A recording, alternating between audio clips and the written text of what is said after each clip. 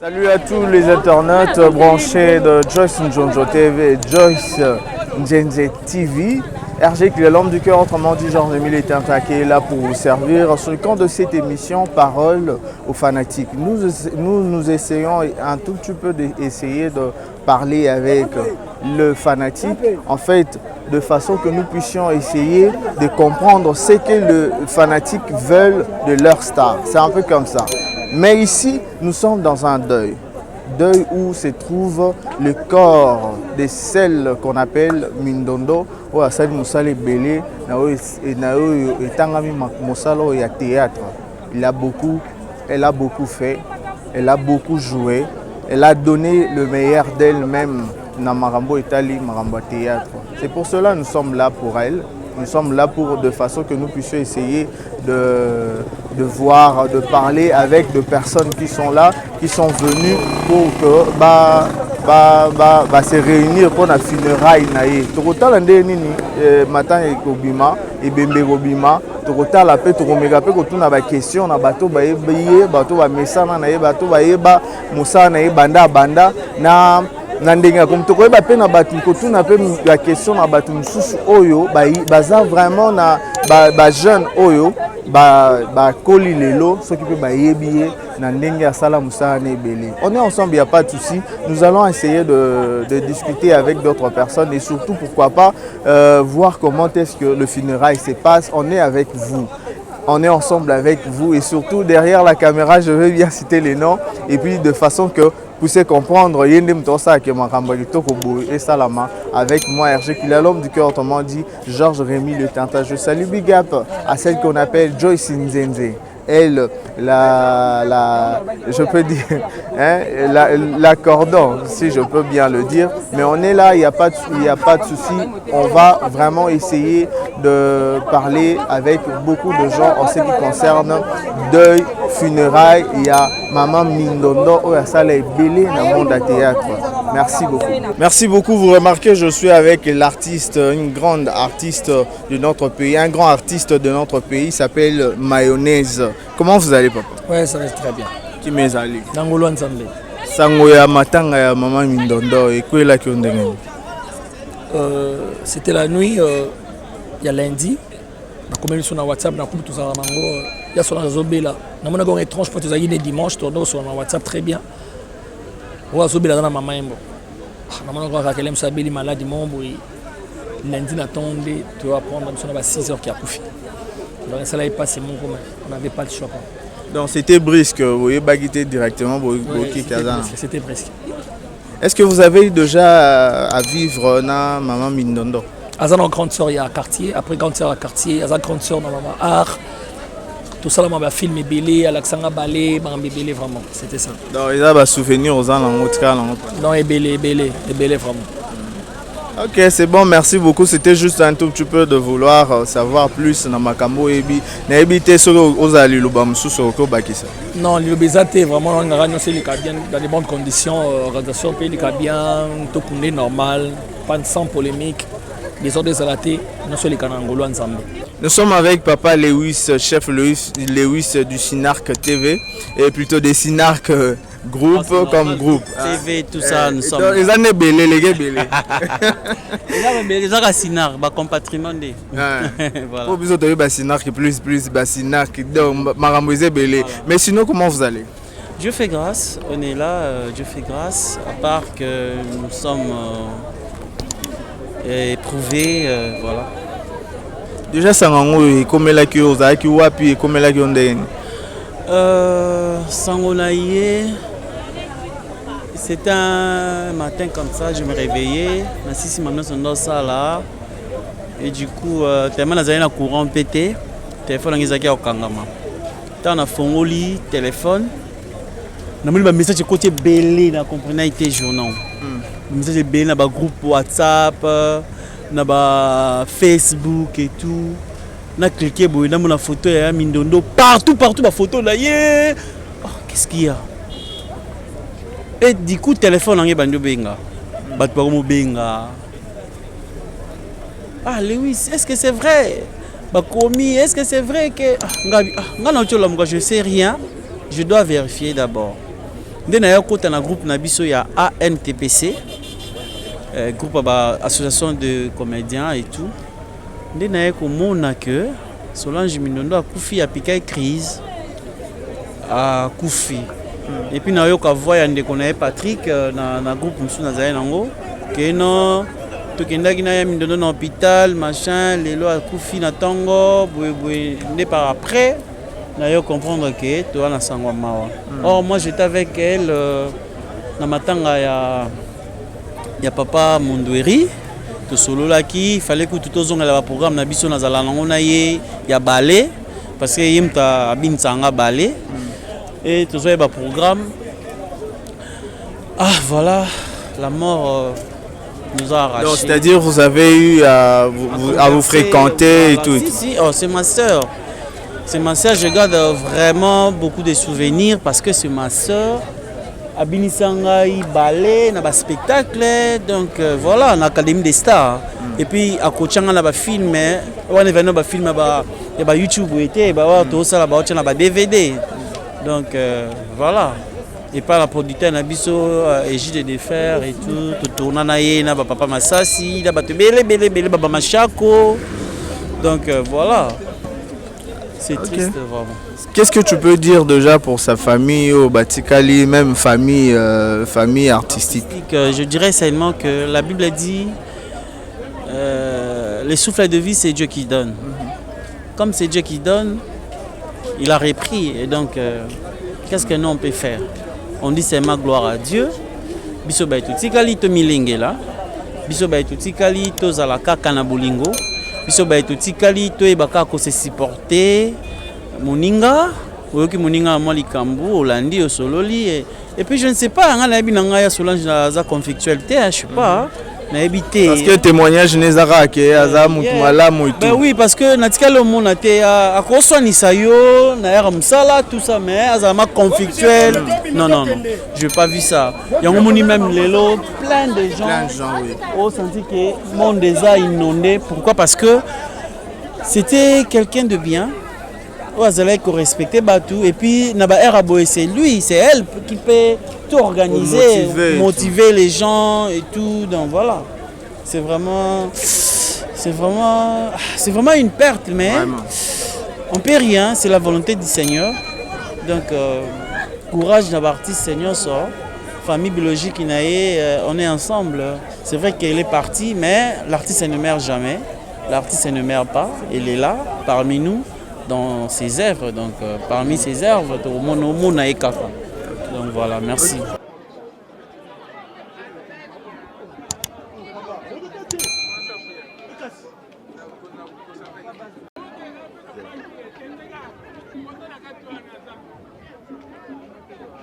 Merci beaucoup, on est avec l'artiste Pierrot Ndombasi. Bonjour papa.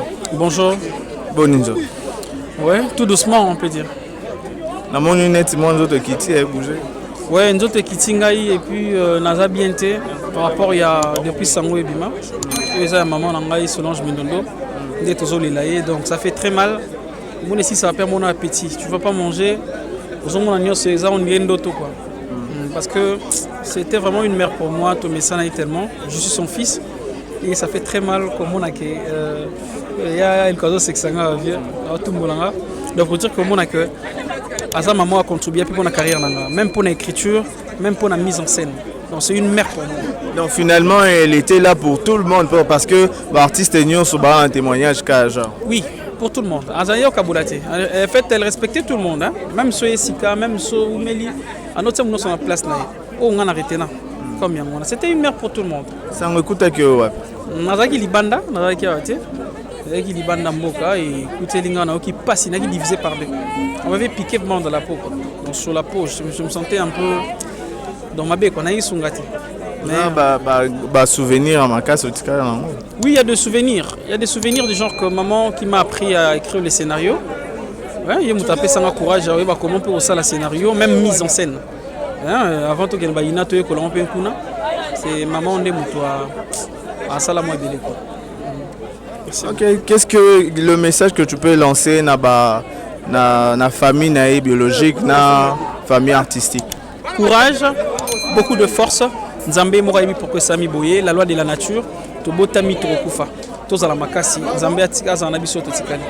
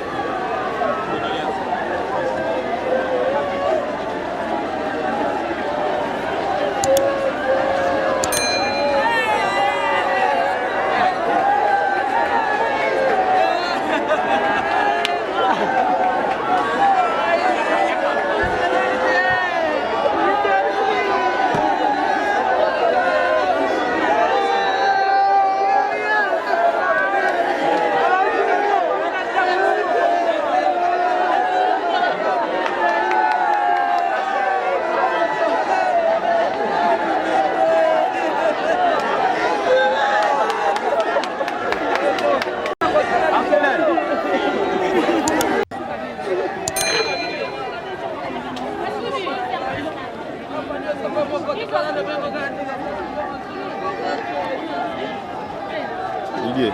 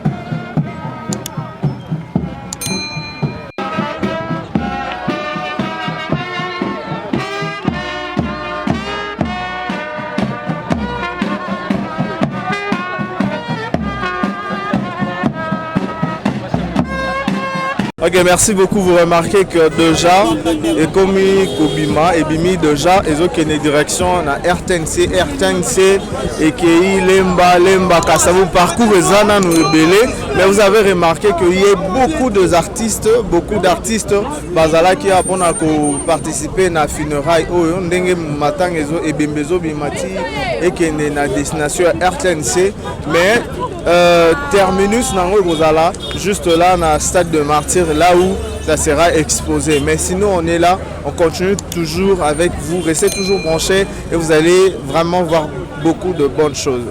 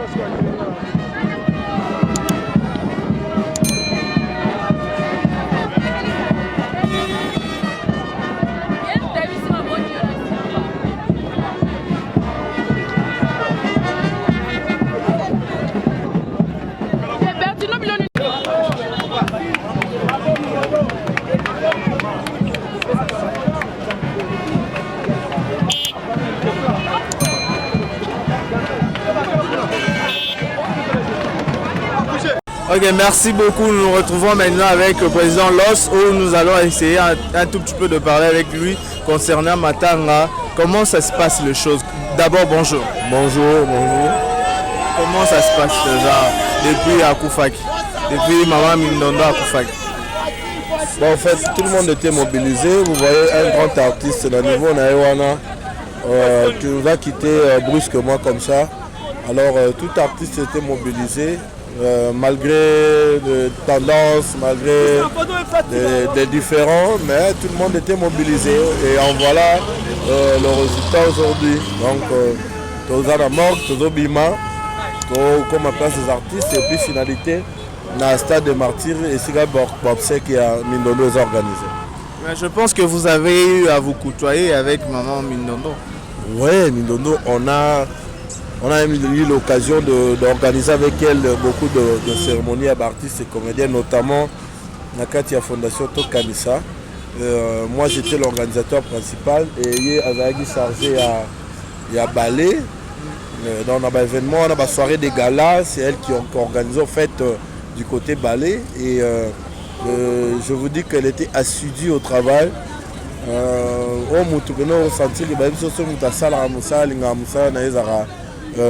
Mindondo. Et aussi, na protocole, on a dû travailler avec elle dans l'organisation. Donc voilà. Sangongo ya Matanga écoutez que en fait, c'est arrivé tôt. Écoutez, j'ai appris la nouvelle que Mindondo a Koufi. Et la première des choses, c'était la vérification. J'ai commencé à appeler par-ci, par-là, pour vérifier réellement si à Koufi ou pas. Pour lui, message, il y a des comédiens, il y a des artistes, j'ai vérifié la chose, évidemment, elle avait succombé. Mais sinon, un mot pour la famille biologique et puis pour aussi les artistes en général. D'abord, mes condoléances et plus attristées dans la famille tant biologique que professionnelle, donc artistique, il y a Solange Mindondo. On est tous dans la douleur. Et je demandais à la famille biologique d'être forte parce que en premier lieu, c'est d'abord Bango. On va couper au Bena Bimu dans Makida na Bango. Soyez forts. Ce sont des choses qui arrivent. Dieu a donné, il a repris. Nous ne pouvons que lui rendre gloire. Et à nous autres aussi, artistes et comédiens, soyons soudés, aimons-nous vivants, comme on a l'habitude de le dire ces derniers temps. Personne ne s'attendait que Solange Mindondo pouvait nous quitter inopinément comme ça, mais c'est arrivé. Alors, le temps pour nous de savoir comment vivre, nous qui sommes restés sur cette terre des hommes, nous artistes et comédiens.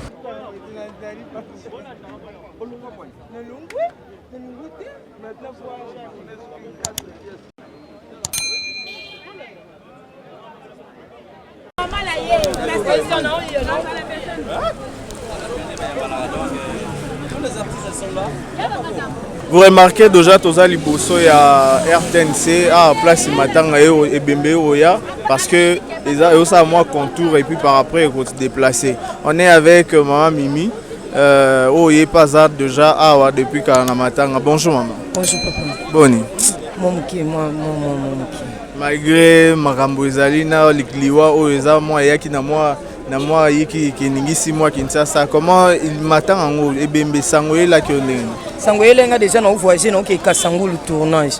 Tant to komi na rond-point ngaba Nathalie ba publication ngabi o makambo na omona eza ya solo na bengi bato bazaki na bengi na tuni babi ouais eza ya solo solange ya kufi na zongi. Banda na ke tournage ko peut te reporter nde to lela ya solange to kende surtout que lundi et mardi pour nous aussi ça tournage na Mbanzangoum. Je pense que vous avez eu aussi à vous côtoyer. Oui, c'est ma soeur, oui. Bah film Bella comment il y a armes lourdes na joie yango. Il y a producteur armes lourdes na joie yango. Elle était là comme ma soeur. Nalinga sa façon de jouer, sa façon d'être na batu. Na éviter so selon cha na problème amutu. Nga na vanda na moi mingi moi trop na lemba. Moi les quand on a yana balek na bino ba boxa ya bo. Les amis de lemba, plaire ya selon Mindondo. Yopé bon mimina yopé boxa ka malamu otuna to seki na biso dimanche to zala ina ya na matanga mo na quartier. Abilek na boxing ba panga bia selon musalo boutique el biso charge abia bo bunda bo sala fierté na nga bo bima ebele et salanga bien sûr na za bino ebele et salanga mo fierté oh na ka lundi selon Jacques. Donc ils arrivent vraiment ko so la souka au beaucoup. Oui, to dimanche na kwa na bango wana na matanga mo ezala ngabi yana na linga ko na ya lundi na yo talo lundi ta lundi na yo talo ende ya olela. Oh. Ouais. Ah bon. Si. Ok, sinon je pense que vous en avez moins à dire pour la famille et puis pour la famille artistique. Ah oui, famille artistique, tu parles de Solange Mindondo. Tu es sakana na nzambe azwa mulimo na evanda na kimia na consoler ka famille bazala makasi ya Solange azali lokola papa azali lokola mama ya famille na ya simba ki famille wana na bi ete bolongo le trou mo elongo mais nzamba ozala na bino au bomba bino au batela bino au pia bino makasi. Merci beaucoup, on est avec Papa Paco. Il peut sous moko ya mnene ya makambo Italie art na mboka na biso. Papa Paco. Bonjour. Bonjour papa. Boni maramo matanga oyo ebembe oyo sango elaki bino. Comment est-ce que vous recevez qui message? Bon, message ma ezaki brusque hein. On a biso on est s'attendre te Mindondo akufi net muto mota belaki boye ba ke muto belaki akufa. Yele kabongo te. Ya eka eza brusque ovanika na tongo ba sano ke Mindondo akufi. Baba ni malade na moi. Keti na butu 3h du matin mutakati mutema. Donc c'était trop choquant parce que Mindondo aza muto to bandina ile loté. Biso to moni na to bana Mindondo na théâtre na nté. Joaka ke camarade d'internat. Wazo tanga na internat na bandu no ki kwit. To donc na ba bis bana Kinshasa boketi ki kwit ba internat. Donc to wa famille déjà pas dit kindi ya bana miki bana ba korbo ba blé blanc nan. Se boké kuna boué, mutam to ka internat na e. Bango basi na ba lycée biso ba na ba collège. Ti ndena ba théâtre na ko mona e. Lokola ba yene na biso ya théâtre. Donc en tout cas et pas ba Mindondo na bnati mwana ndako. Et puis Mindondo aza oyo abakisanga implice na scénario. Tilo na kuma ba scénario kitoko boy parce que zoto na classe ya Sinark. Mindondo na école ya Titenge sana. Tu autant to sangani moni de couleur na kutani boy. Nde esalanga penda ke lelo na zala reconnu na koma ba film bien.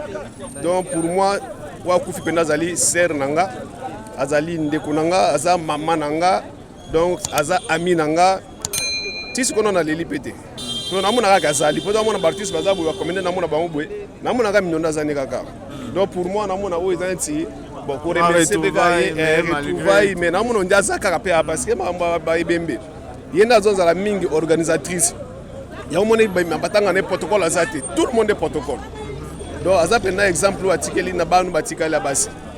Donc c'est un peu ça. Souvenir ni ya makasi otikali na mama Mindondo. Souvenir ya makasi parce que après ça un sens il y a sang-froid. Omoni ko banda ba groupe net biso ça ba groupe. Et puis to onotala ba nzonzing. Alors il y a na nzonzing benda azwanga pena collègue parce que ngana ota Mindondo déjà za star ngana ota na TV. Mais tango to kutana ngana ependa akomisa pena égal. Le tout au fond na Mindondo na mama sananga to au fond na mama na ndako boye bana tongo ti butunga na ye to ko bana tongo ti 16h ti 17h to ça mise en scène ensemble on faisait tout donc un souvenir mingi penda ataka expliquer que moni bana bazoya boye da bango ya mona ngana kangela mona batu portité so mona lemba atane bato baza matanga mutu moko na moko azwa moi implice aminono moi conseil moi kobenga ata mona yebani te biso za mingi bano bayebanaka te donc bana ane tobimisa bango mebele baza ebele biso bana poto donc yango naza souvenir makasi mpona ye donc on a kobosana te yango wana donc asali nga mpenza même na Sinark barépéditeur biso ya liboso asina baformatise ya liboso Mindondo azalaka parmi toloko papa sana Mindondo pas de reformer Sinark donc elle a beaucoup contribué donc biso mpenza na lemba il faut célébrer un festival. Vraiment. Ouais. Ok. C'est bon, un mot pour sa famille aussi, pour la famille artistique. Pour la famille biologique, on a déjà pourquoi mon andako. On a mon andako, on a mon andako, on a Patrick, on a Nicole, on a Zapé, bande de Kabao, Bazam Suswana, Baya Lidi, Baba ya grande sœur nanga. Donc oui, comme Libiso, il y a un Zambalingé à la Bongo. On peut dire merci à Dieu. Pour la famille artistique, l'artiste ne meurt pas. Pour la téléphone, nous avons une vidéo à Mindondo Zanawaga. Ata bakundie ngaso na cheka video na nga che play na mona kaka to ningana a jouer na ye na wisu ko apprendre pe na ba video ya tiki donc na osaka ba ningana so artiste to zaka uni donc ya na ngo eloko moko pena te ke donc loko fete ya biso nde bakundi lolo Mindondo lobeza ya mutu x mutu y alors to se préparera que malgré tout ça tant mutu pa kufa okenda wapi okenda parce que tu as deux chemins l'enfer et le paradis. Tout mais qu'on se prépare toujours qu'un jour aussi nous mourrons et que notre place est la place à Malam. Bonjour papa. Bonjour. Qui m'est allé? Ouais, Nangolo Nzambe. Malgré Maramo Matanga, les qui bino artiste, tant que les qui yo zala qui wapi pour recevoir qui on est. J'étais chez moi, babengi ngai. Poto uteko na mutabenga nga to uteko zalana yena Mindondo dimanche. Na terminus avant d'akiwa quelque part dès que sonne mon pépé kuta ebisenga je dis OK vandat na bi non na outil déjà na lembio tu peux prendre quelque chose na bi non na bi na auto mela déjà moi de sucré na ngana linga ko melango moi troté talaka tant va passer une information na vraiment j'étais fortement choqué surtout que Mindondo elle fut vraiment la nôtre. Vous savez, la jeunesse à Sinark, elle était parmi Bato Yobayaka qui formé Sinark na danse. Avant tout, le TV. Donc, elle fait partie de Bato qui contribuer na début vraiment à Sinark. Coach Obande qui encadré bango papa Sana Roena, yenda charge kaya bon danse yom to bando pesa bango ba danse ya ballet. Donc c'est elle Alain Moutalik Bosso ou appelle ça Sinark danse ya ballet. Vous avez un souvenir d'ailleurs ma cage je pense. Ouais, il y a plein de souvenirs. Hier, elle était une fille. C'est elle qui organisait le service à protocole. Donc, elle était un peu très organisée et puis elle a une simplicité à sa façon d'être. Elle n'était pas vraiment rancunière.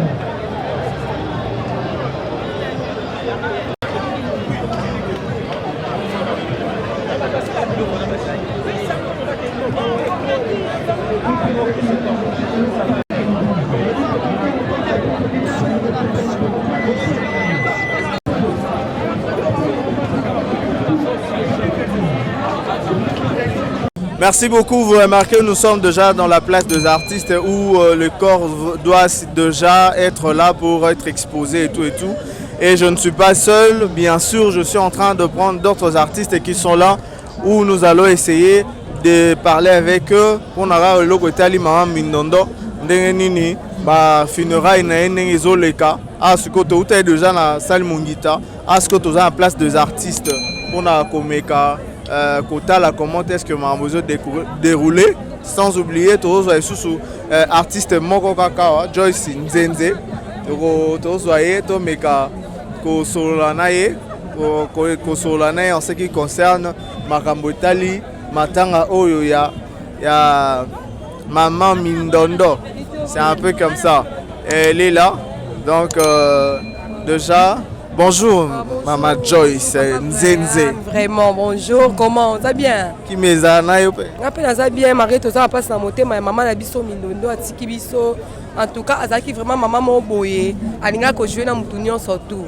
Aboya te, aza mwana okaka elobi non. Aboya ko jouer na mututé. Donc ça biso passe parce que atiki biso to ba fille ma nzonzingi sika quoi. Et ça biso passe fallait to jouer na vraiment mais tout temps jouer na mingité. Donc tu n'as pas eu aux chance à jouer na. Ça qui filme mo boye, fallait to tourner na yé mais atiki biso. Donc ça li biso passe mon niveau 0. Donc matanga écoute ki wa. Bon, écoutez na tournage, ba bengi biso ke mami ndonda kufi. Tout le monde qui on ba blague. Mais ba fan na biso libanda ba komi ko benga biso na ba téléphone, ba komo tuna biso esa makama maman Mindondo za vrai maman Mindondo kufi. Bon, to teki doute. To bi biso pe to yebité to se renseigner nan. To se renseigner to bengi to bi oui et ça confirmé que maman tiki biso. Donc ça là biso vraiment le tournage passe to lemba ki maman on a retourné. Ba tunyo surtout bazaki vraiment très abattu. Déjà malgré beau tourner film était aux chance déjà au kutana ye kozala. Si to sala na ye ba répétition na un assistant. Donc to sala ne vraiment maman. Donc na ba rap na ye ba balé wana ne ba bini sabana. Yo kota balé just faut kota balé na nga faut robina sa munene non na ba ka balé. Donc ça vraiment maman mon ambiance quoi. Non ya maman na ndenge pe. Donc je pense que Ozaki depuis Matang et Bimaki, depuis Ebembe, Sangoyaki et tout, je pense aux Zalaki. Zalaki, dans la lemba, la fancy, la famille et tout. Yaki qui mort parce que Nazaki na martyr, na une victoire. Parce que Ozaki na baptiste Moussou, ou dans la martyr. Mon copain na famille artistique, famille naïe. Oyo bango bakufeli opena ba place ya outi. OK, merci beaucoup. Hello la kokelo baka la famille na ye courage kaka nzambe moko apesa ka ye mo paswaka. Donc ya mingi ya kolobeza te nzambe ye moko ka ye bile pourquoi maman atiki biso. Na biso ba artiste ezaka ke non to comprendre que nzamba zali faut to bondela nzamba sunga pe biso mitema na biso pe nzamba fortifier yango en tout cas vraiment to za vraiment uni biso nyonso to dans la boyokani.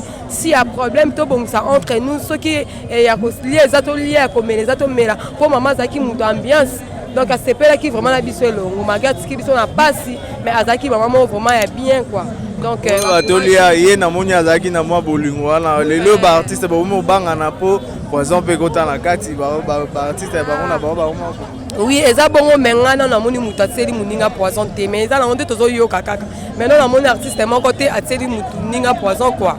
Donc c'est un peu ça. Ça va, merci beaucoup. Je pense que vous avez exemple malamu. Oui, bien denga banda musala. Vous l'avez dit exemple malamu et pas naïe. Oui, si, on a dit exemple malamu et pas naïe. Donc on a un concert qui autant que aux occasions. ya ofanda na opesa biso yaya na monde ya théâtre bafandaka boye bazalaka boye na bayaya monde na biso eza monde ba makambo ebele monde bakoselaka bato makambo monde ezalaka boye mais yo ozala boye nzambe aodéfendre yo donc ya motu ya yango wana kaka tosi ke nzambe aodéfendre biso donc c'est tout oyo Joyce Nzenze TV yo moko nde promotrice ya masolo oyo yo mpe okoti makambo bon nakoti makambo kokota makambo yango c'est trop dur quoi bon natiena pa babi nzambe alobi biso mona totiana pa liboso ye oya la deuxième pas natiena nzambe acontinue nanga donc c'est ça Bafleur Ebele. Bafleur Ebele, merci beaucoup. Ok, merci beaucoup. Comme vous remarquez, tous à la place des artistes, là c'était Joyce Nzenze, Yemogo, promotrice, il y a chaîne Oyo. On est là, donc funérailles ont continué à Sogyolongo, à Lemba, et qui est stade de Martyr, place Corps et Gozala à exposé. Vraiment, big up.